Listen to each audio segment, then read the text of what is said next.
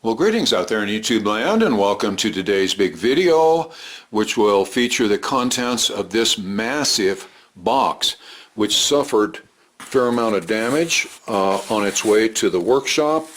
I have a feeling, though, that the whatever's inside is probably safe. I'm also going to guess it is a combo amp rather than just a chassis, unless somebody decided to put in like 14 acres of bubble wrap to protect it. So let's get it open and see what our challenge is for today. Well, it looks like the dreaded styrofoam peanuts of death have been employed to protect the contents. Let's go ahead and pull whatever's in here out and get a good look at it. But the use of bubble wrap here was certainly a good idea. Look, the little fuse holder, the fuse is unscrewed and protruded through. Let's hope that the holder's okay. And we also have our letter here giving us our assignment with respect to the contents. So we'll open that up, we'll check this out, and then we'll get to work. To be honest, I'm not a big fan of the styrofoam peanuts for packing big heavy objects like amplifiers, because they offer no internal structural support for the object, and it can move over during travel and come to rest against the side of the box. And in this case, that side was caved in. So really, you're better off packing with protection that's solid all the way around the amplifier. One good thing that was done here for sure is not only the orange bubble wrap that surrounded the package, but also, if the camera will ever focus, is this nice heavy piece of cardboard to protect the, wow, flawless grill cloth. Woo, this thing's a beauty. Let's take a quick look at it, and then we'll read our letter. Well, what we have here is about the nicest Silvertone 1432 I've ever laid eyes on. This handle looks real weak, and let me give you the first little tip here. Don't ever pick these old amps up with leather that have leather handles, because about the time it's 3 feet off the floor and the handle gives it up, you're in for some serious cabinet work. Okay, so hold them from underneath. The handle might have been a good idea back, 50 years ago. It was probably reliable, but they aren't now. Let's turn it around just for the heck of it and take a look at the rear. Good grief. What an absolute gem. And it is indeed a 1432 Silvertone. Let's take a look at our letter, see what our assignment is, and then we'll continue unpacking this jewel and taking a real close look at it. Okay, here's our letter. Silvertone 1432, just purchased from Sam Ash in Dallas. Well, it's a beauty. Took the back off. It was dusty. Apparently it's been stored for years. All original Silvertone tube set. That's something. Seems like the microphone input is bad. The regular instrument inputs seem to work okay.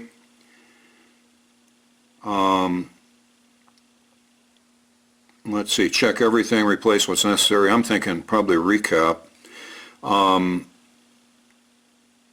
Okay, 3-wire power cord, rubber feet. Looks like just the standard Overhaul, brand new, newly purchased amp, and he wants this brought up to good modern standards of performance and reliability. I know this man is a performing musician in Central Texas, like Dallas, Fort Worth, Austin, and that area, and so if he's going to use this on stage, we have to make sure then that it offers really good reliability, great tone, good power, output, volume and gain. So we're going to have to make this a good, useful tool for this musician. So let's get started. Okay, remove the upper rear panel and its particle board, as is the entire cabinet. Okay, a concession then to keeping construction costs at a minimum. It looks like it has an original 12-inch speaker with a very small Alnico magnet. Hopefully, though, the speaker will function properly for us. Nice, fairly clean chassis. We've got our tube chart in place and in beautiful shape. We'll take closer looks at everything, of course, while we're working, but for now, let's take a look here at the cosmetics and the controls. So we have tremolo, speed and strength, instrument, tone and volume, microphone, volume and tone. And as we were warned in the letter, this input channel right here is probably not at its best. But we're going to have to tune both sides up, make sure it's right. Okay, we've got what appears to be a tube shield up above. So what we might have here then is a preamp up above with our first stage, and it's probably second stage because it's a 12AX7 of preamplification. Then we will come down here to an umbilicus to the power amplifier on the bottom. This just isn't a loose screw holder. This is a goofy looking screw holder. It looks like some, to me, incorrect knob has been applied to the fuse, and it won't go all the way in here to be flush, so that's going to have to be fixed for sure. All right, looks pretty straight to me. It also looks like we've got a gorgeous grill cloth and overall but perfect cabinet. The rubber feet on the bottom, we got one missing there. We got a flat tire back here on the left, so I'm going to put on a set of 4 new rubber feet, the proper cord. Also, when I was unloading, it looks like we got some nice cat toys for Jack and Casey, and a nice big, very carefully packed container here of all the original Silvertone tubes. So let's go ahead and we'll set this aside for now, and we will pull the chassis and the control panel and take a look at what our challenges will be. It looks like we do have a little corrosion here on the top of our aluminum chassis. Aluminum is a very reactive metal, and it does tend to get surface oxidation like this. Before we can remove it, we'll have to disconnect the shielded cable, which is bringing our input signal down to our power amp.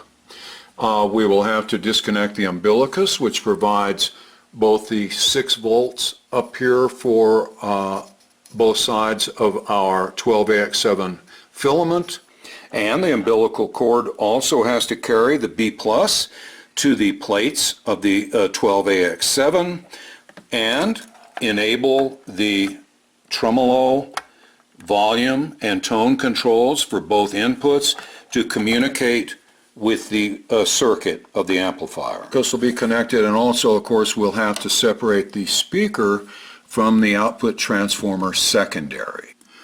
Okay, let's look at the tube chart and see if we can kind of predict what the circuit's going to be like. Got the umbilical input cable right here, the 6x5 rectifier right beside the power transformer. That makes sense. A 6AU6, well, that's going to be the tremolo oscillator tube.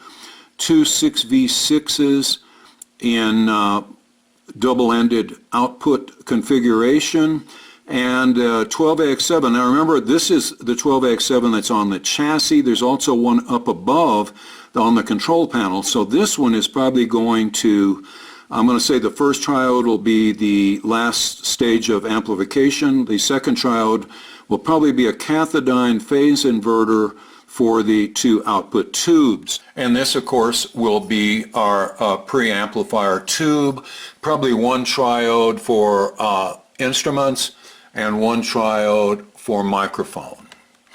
Okay, so we'll look at the schematic in just a few minutes and see if those predictions were accurate.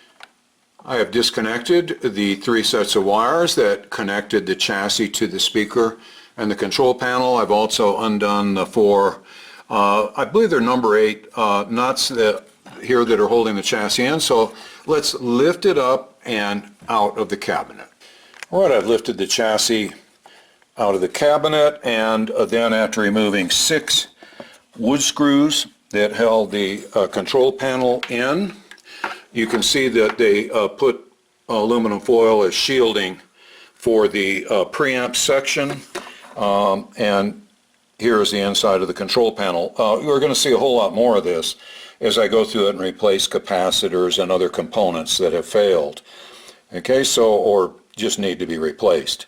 So it's apart as far as it needs to be, so we can set the cabinet and speaker aside and get started on the chassis and control panel.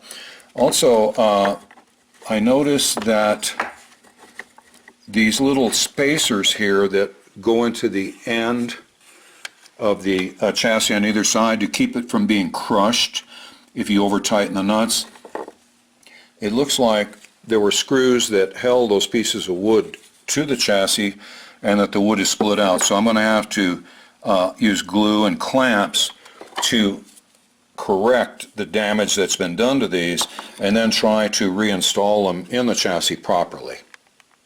Okay, I've applied glue to those broken out sections of each of these lateral supports to the chassis, and I've got them clamped up in the vise. We'll just leave them here for a day or so they can solidify. Also, when I reinstall them, I'm going to put them in upside down so I have fresh wood, if you pardon the expression, to drill the screw holes in. Now that I get a good close look at this handle, it appears that it was actually broken into 2 pieces and probably glued back together. It would be an utter disaster if anybody ever picked this thing up by the handle. So seriously, be real careful. These handles just don't, especially the leather ones, don't hold up well over time. Well, before I set the cabinet aside, I thought it might be a good idea to install the new rubber feet here on the rear. They're a tiny bit thinner than the front feet, so the cabinet will have a very slight backward tilt, which is always good for sound dispersion. Okay, now let's set this aside and get started on our chassis. Well, and here's the tender underbelly of the chassis. So typical of Silvertone amps with their addiction to Sangamo nonpolar caps and Planet electrolytic caps. If you've seen my videos on the other Silvertone, the 1484 and the 1485, remember those were just littered with these caps, and generally these are not trustworthy, none of them. And because this is going to be an amp used for performances, I think it best to go in here and replace every single capacitor that we can. First off, let's change the electrolytics. We have a 16 and 2 10s, so let's install a 20 and 2 10s in their place. Now the 2 new 10 microfarad electrolytics are installed and properly grounded from their negative ends, and I didn't have a 20 to replace the 16, so I used a 22.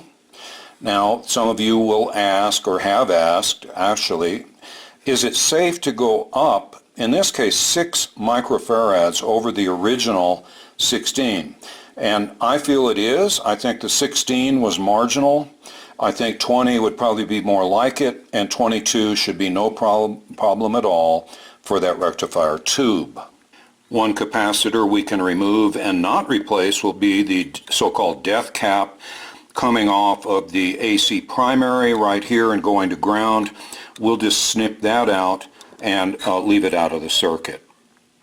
Then to make things look a little neater, I'm going to remove that ground lug from the transformer bolt here and put it back together. Now we'll continue with replacement of 1, 2, 3, 4, 5, 6, 7, 8 Sangamo capacitors. The cathode bypass cap here for the 6L6s is buried under a bunch of wires, so we have to excavate down to get it.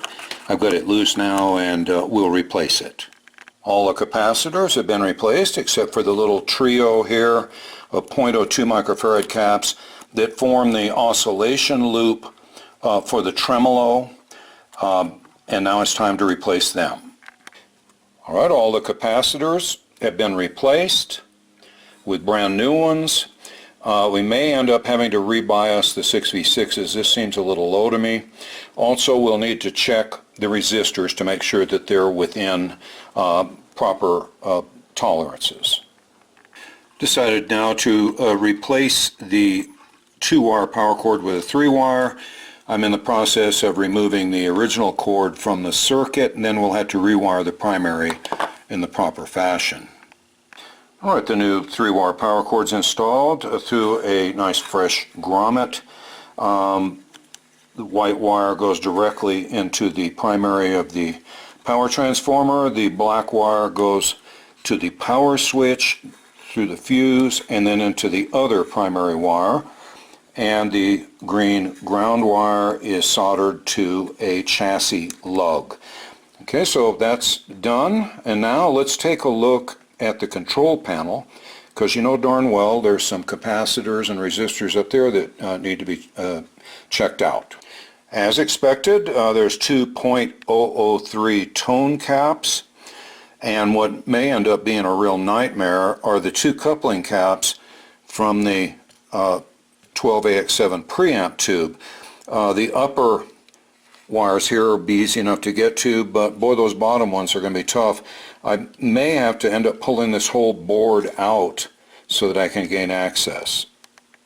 I removed the 3 nylock nuts that were holding this little subboard here in position, and now hopefully I'll be able to wrestle it around and gain access to the lower wires from the 0.01 microfarad coupling caps. Well, it was no fun, but the 0.01 microfarad coupling caps have been replaced with brand new ones. Now it's time to resecure this and then change out those 2 tone caps.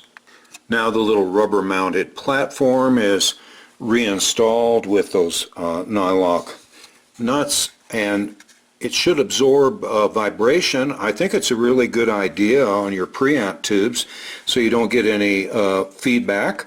Okay, now I've got to double check that I didn't move or cause any shorts under here, and then it's time to replace the 2 tone caps, and then I think we're pretty well done with the rewiring of the circuit. Okay, the final 2 caps, 0.003 microfarad tone caps, have been replaced. So now every single capacitor has been replaced with a new one. If you're wondering why I went like the scorched earth approach on this, is I have had nightmares trusting those Sangamo capacitors. They might work for a little while, then they fail, they leak in the coupling position. I just have found them to be unreliable. So since this is going to a man whose livelihood depends on live performances, I don't want to take a chance, so everything then is brand new. Let's take a little break from the adventures of amp repair and take a look at a couple really snazzy gifts that were sent to us by generous viewers. This first one is a rather unusually shaped gift. It's light, shaped sort of like a book, and thin and all, but it compresses, so it's not a book. It came all the way from the Netherlands, which are also known as Holland, which shows you why I got such good grades in geography. So let's open it up, okay? The suspense is killing me, and see what's inside. Well, I opened one end of the box and slid out the contents, and we've got a letter here that explains that he thought my capacitor discharging tool was rather crude, and he handmade me a really nice one. It has a silver steel, the rod, the metal part. It can rust but will conduct. The handle is an African hardwood Amazakui. Sounds exciting. And inside the handle is the ceramic resistor, 100 ohm, 10 watts, which is perfect, and he hopes that we enjoy it, and I know we will. Let's take a look at what Willem from the Netherlands has made for us. My word, look at this jewel. First off, the handle is just magnificent. Very heavy hardwood, insulated the shaft so that only the tip is exposed for getting in there and grounding those caps. And then we've got the plug that fits into the receptacle here on the handle. And I guess the resistor is built into the handle, and then we clip this onto the chassis, and I am absolutely knocked out. This is beautiful stuff. Okay, I'm going to have to increase my homeowner's insurance.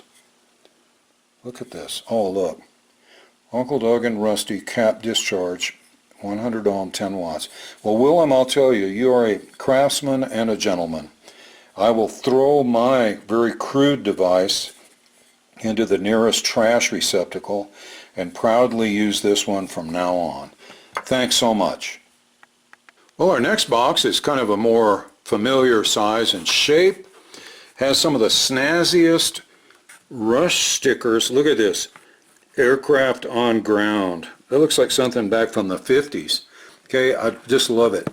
I think that gives us a hint about what's inside. Now, this came all the way from the hinterlands of around Houston, Texas. Okay, so I understand that the guy who shipped it has a very unusual occupation, and what's inside here relates to it. So let's open it up and see what we got. Okay, I got the top open. I'll tell you that this came from Mark in Lake Jackson, Texas, which is down there by Houston. And his job is that he maintains a whole fleet of helicopters. Okay, so he sent us a note here with all kinds of cat treats. Let's see what the note says. Let's see what Mark has to say. Hello, Uncle Doug, Ollie, Jack, and Rusty. That covers all the bases. I want to show my appreciation for all that he's learned about amplifier circuits and troubleshooting. I've enclosed some items for everyone. The trays are handmade from turbine engine oil cans, I guess on the helicopters, designed to be stacked. And he's enclosed a few unclimped cans that can be used as lids as well as storage. I have even enclosed treats for you and the cats. I know how much you like cat treats, but I've also added your own so you don't have to take any from the rascals. Well, I'm sure the rascals will appreciate that, Mark. So let's take a look at what's inside. Well, you won't believe all the stuff that Mark was able to pack into that box. These are like parts trays. Then you can set them aside and put all the different small parts in them. There's larger ones, taller ones. There's some that have lids, and with that crimping that takes place around the rim here, makes it smaller, so this will fit inside of a regular can. Got several of these and a couple big tall ones. You see how the lid works inside. Really snazzy.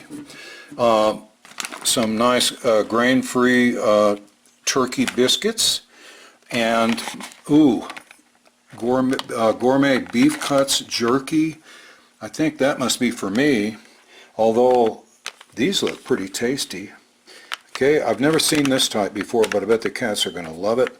And then check this out and try to conceal your jealousy. Bell Helicopters cap and a Republic Helicopters cap. Okay, not for amateurs. I'll be strutting my stuff in these jewels, and I'm always grabbing, you know, all my Cool Whip tubs. Well, these would be a little more sophisticated for all my small parts.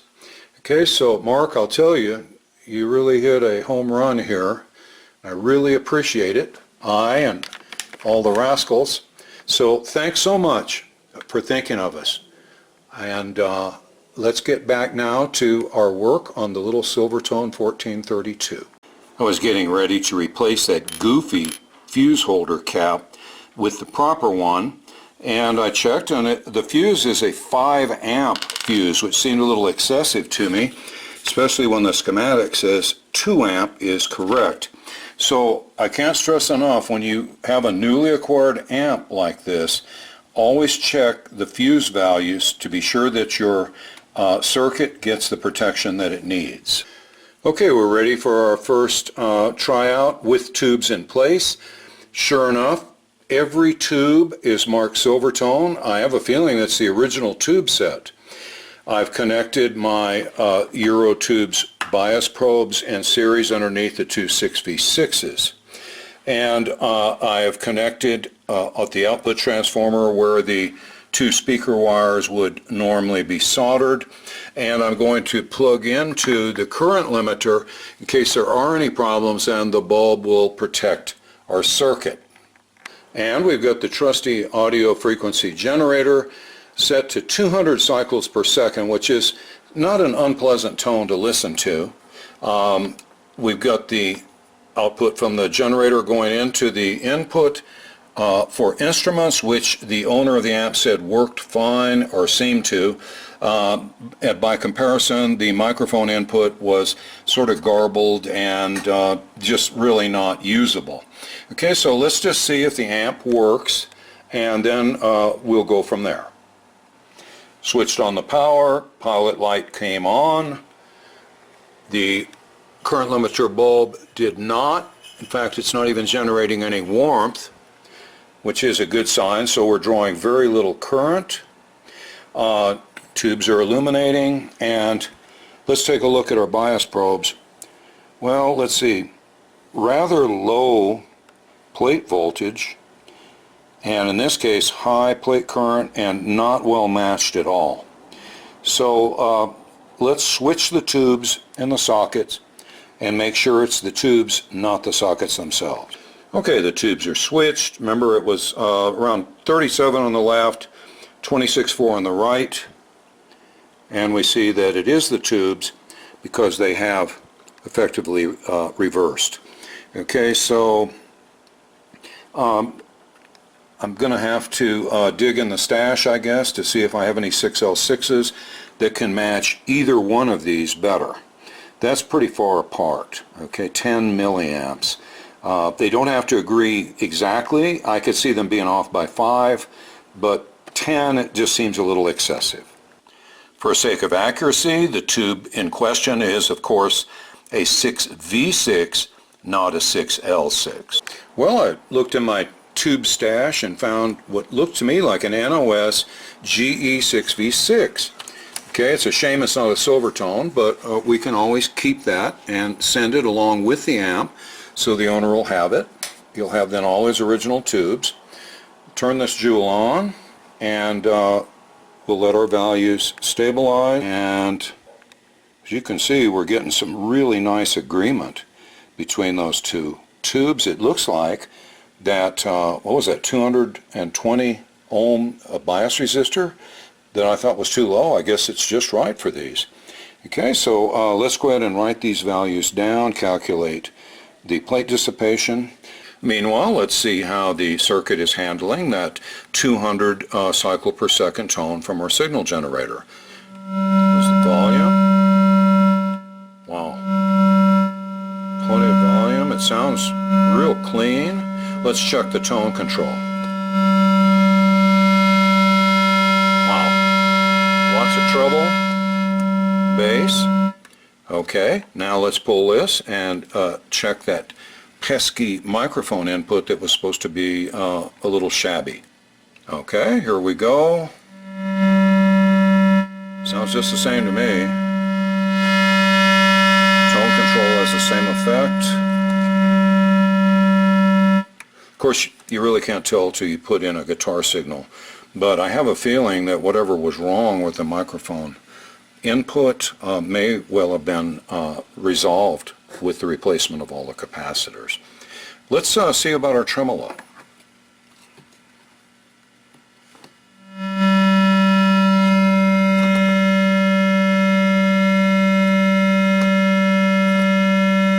I'm not hearing any tremolo at all. Maybe Like some of the Fender tremolos, it has to have a foot switch to get started. Let's see. I made a shorted foot switch jack, so let's crank this up. Nope, no tremolo at all, stone dead. Okay, first thing to check then, because we know the capacitors are in and correct, is this oscillation tube right here. Well, I went back again to the tube stash, got a really nice Philco 6AU6 to replace that Silvertone oscillator tube, and the end result was the same, no tremolo whatsoever. So we're going to have to start looking at the circuit itself. Let's start investigating our faulty tremolo here in the control panel. We have our 1 meg speed pot and our 1 meg intensity pot.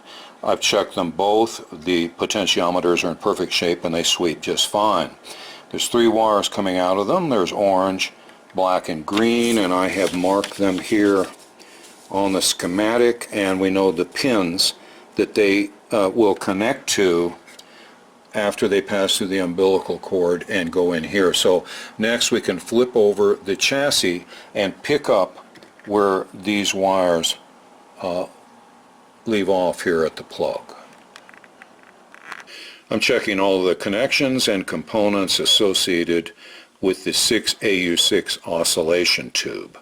Everything seems to check out pretty well as far as being connected to the right pins and all, but the plate voltage is shown for the 6AU6 at 220 volts. When I checked it, it's down here, it's pin 5, I got 160. That's quite a bit lower. So then I can see that the one resistor between the B plus here coming into the plate is the 68K R13.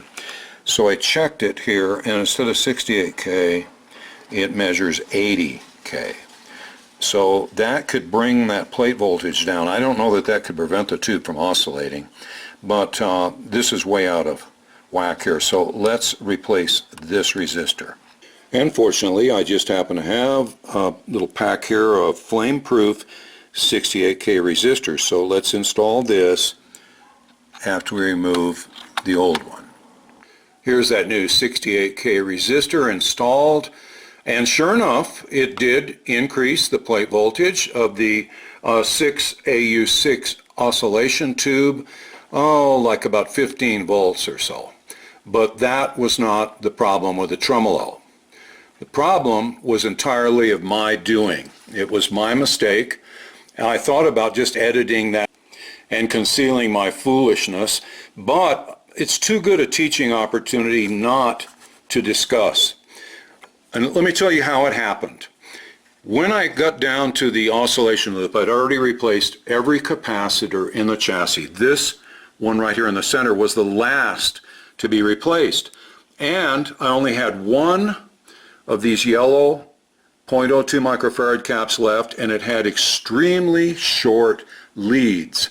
So I very foolishly forgot to pay attention to the schematic and ran it from here to here, simply because that's the only distance that it could bridge.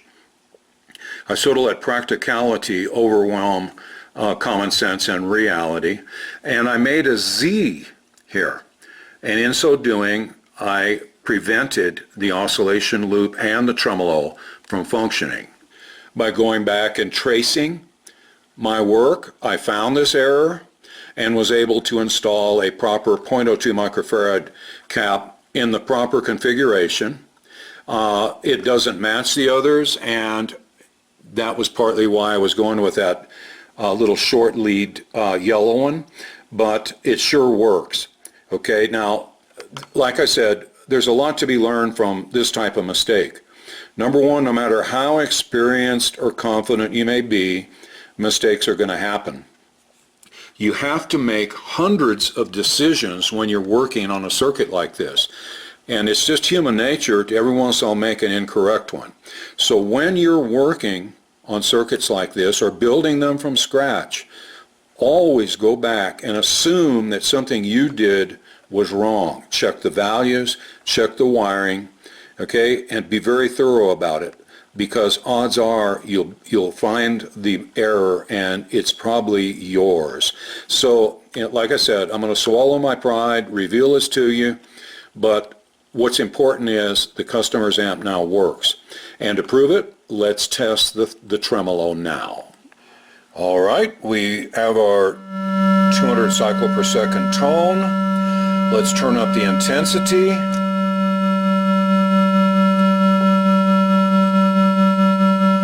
And the speed.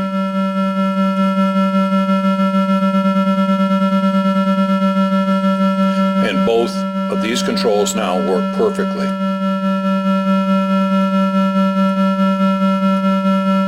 You can tell the intensity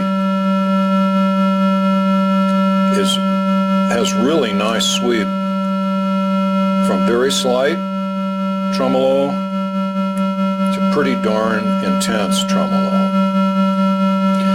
Okay, the circuit now seems to function. All the controls are smooth and quiet and seem to be effective. I think it's time to button this up and strum a few chords through it and see how it sounds with a guitar. Now it's time for our first audio demonstration, and this will be with the original Rola speaker from the 22nd week of 1959.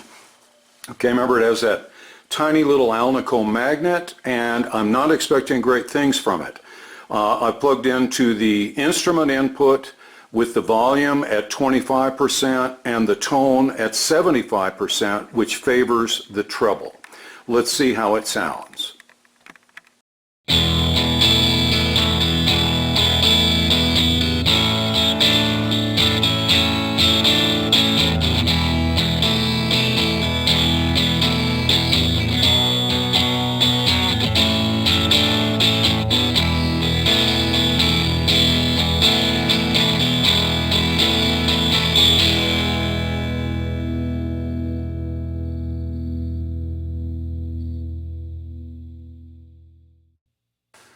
Wow, well that was actually even worse than I expected. It was terrible, real fizzy, fuzzy, flubby, whatever other F words you want to attach to that. It was just abysmal. So as I expected, I'm going to replace this original speaker with a new Jensen speaker, 12-inch, and it has to be 4 ohm. Well, the time has come to replace the rather anemic little Alnico Rola 12-inch speaker that came in the 1432 amp. I wanted to replace it with a C12Q, which is a 35 watt Jensen, but this is a little below 4 ohms, so I wanted to replace it with a 4 ohm speaker, and they don't make C12Qs in 4 ohms. I would have to go up to a C12N to get the 4 ohm impedance, and the price with shipping was a little steep. Okay, so I decided to try something different, and that is I went with the sort of economy model of Jensen, and I got a 70 watt 12-inch 4 ohm mod speaker. Okay, this is my first time that I've used one of these speakers, but I thought, you know, for the money and power handling capability and all, let's give it a try. I have a feeling, no matter what, it's going to be a whole lot better than the poor little flubby original Alnico speaker. Okay, so let's pull this one out and put this one in. Well, I have the little Rola Alnico out, and just with my very unscientific way of measuring the Gauss of the permanent magnet, you know, Alnico magnets tend to lose their magnetism with time, whereas ceramics don't to the same degree. And this is a very weak magnet. By comparison, let's see about the ceramic magnet here on the mod speaker. You can lift the speaker up darn near by the magnetic attraction to steel. So for sure we've got a good stout ceramic magnet here. So let's get it installed. Also, I noticed the masonite in here, which reminded me of who actually makes this amplifier. Of course, it's Dan Electro, the Lord of Masonite.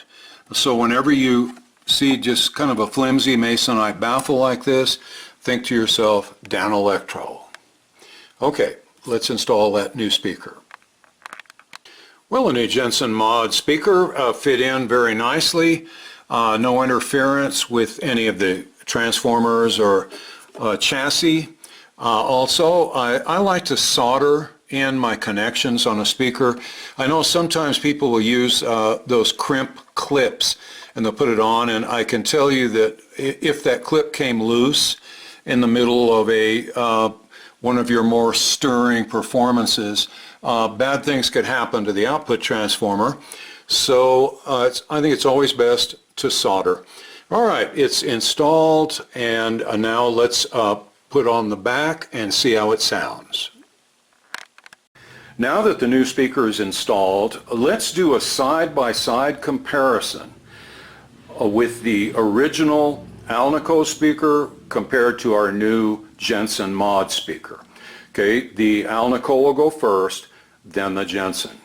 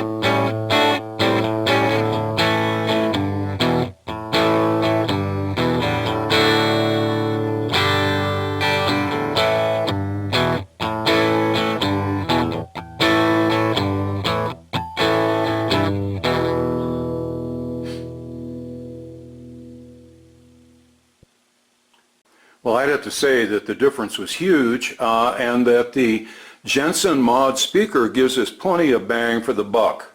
So now that we've got the speaker situation straightened out, let's move on to a fuller and a more complete audio demonstration of how the amp can sound with various different Ollie and Jack tunes.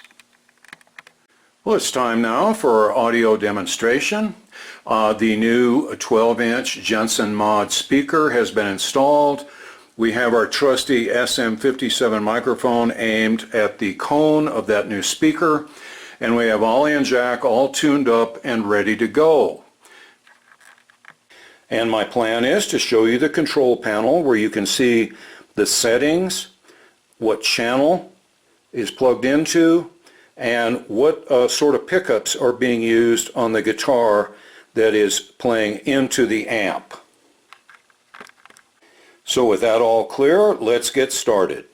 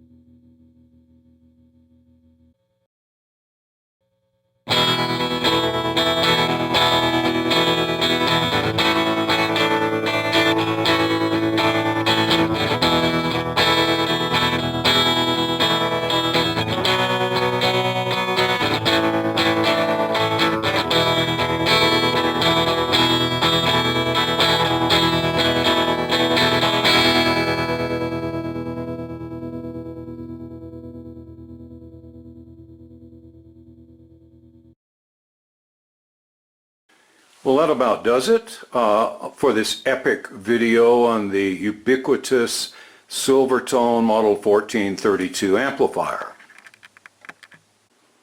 I don't know if you all have noticed lately, but the ads in the YouTube videos have become way more numerous and way more distracting and annoying. So all of you out there should thank the Patreon patrons and PayPal contributors who support our channel and eliminate the need for me to put ads like this in our videos. If you would like to join them in supporting our channel, I will put some links in the video description to help you to do so. I also wanted to remind you that we have a second channel for all you hot rod and automobile enthusiasts. It's called Uncle Doug's Hot Rod Garage. So why don't you zip over there? We've got a whole bunch of videos posted showing the tours at car shows, detailed exposés on how to add like 3 2-barrel carburetors to your engine, how to rebuild front ends, and useful information like that. So if you have a few extra minutes, please go see our second channel, see if you like it, and please subscribe if you do. We'd really appreciate it. I also want to thank all our very generous viewers who send us these fabulous gifts.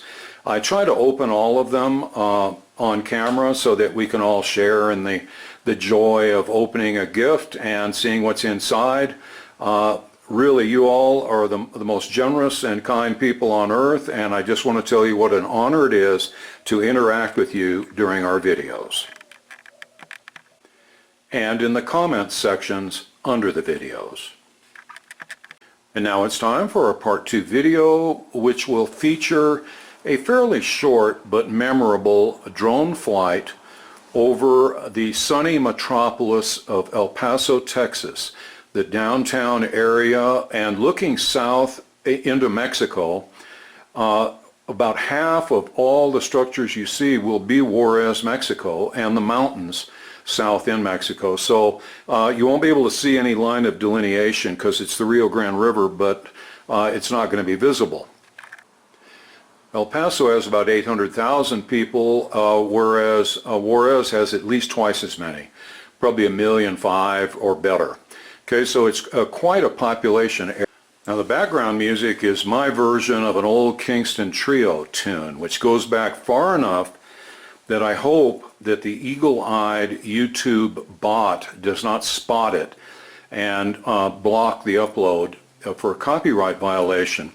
It's already happened to me several times just recently, so let's see if this one will upload. Okay, let's get ready to launch.